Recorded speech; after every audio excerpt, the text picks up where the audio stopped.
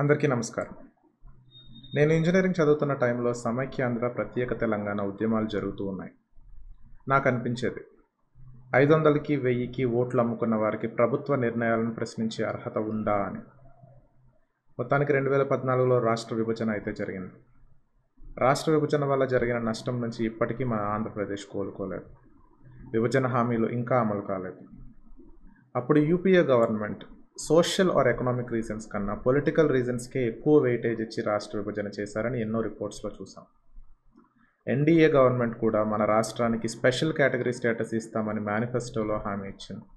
ఇప్పటికీ అది జరగలేదు. 10 సంవత్సరాల తర్వాత 2024లో జరిగిన ఎలక్షన్స్లో ఏపీ అండ్ బీహార్ గవర్నమెంట్స్ని కింగ్ మేకర్స్ అన్నారు.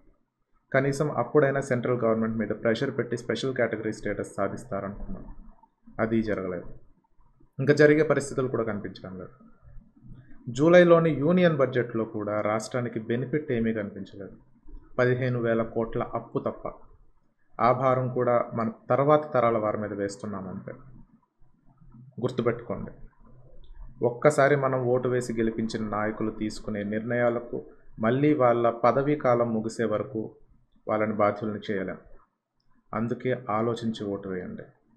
పొలిటికల్ ఇంట్రెస్ట్ కోసం, సెల్ఫ్ ఇంట్రెస్ట్ కోసం కాకుండా పబ్లిక్ ఇంట్రెస్ట్ కోసం, సమాజం కోసం, భవిష్యత్ తరాల కోసం పనిచేసే వాళ్లకు ఓటు వేద్దాం. ఓటు విలువని కాపాడుకుందాం. నేను బొమ్మిడి సన్నీరాజ్ రానున్న ఉభయ గోదావరి జిల్లాల గ్రాడ్యుయేట్స్ ఎమ్మెల్సీ ఎలక్షన్స్లో ఇండిపెండెంట్గా పోటీ చేస్తున్నాను. పొలిటికల్ ఇంట్రెస్ట్, సెల్ఫ్ ఇంట్రెస్ట్ లేకుండా సోషల్ ఇంట్రెస్ట్, పబ్లిక్ ఇంట్రెస్ట్ కోసం పనిచేస్తానని హామీ ఇస్తున్నాను. సమాజంలో మార్పు తీసుకురావాలనుకునే యువతని రాజకీయాల్లో ఆదరిస్తారని మనస్ఫూర్తిగా కోరుకుంటున్నాను. Thank you. జై హింద్.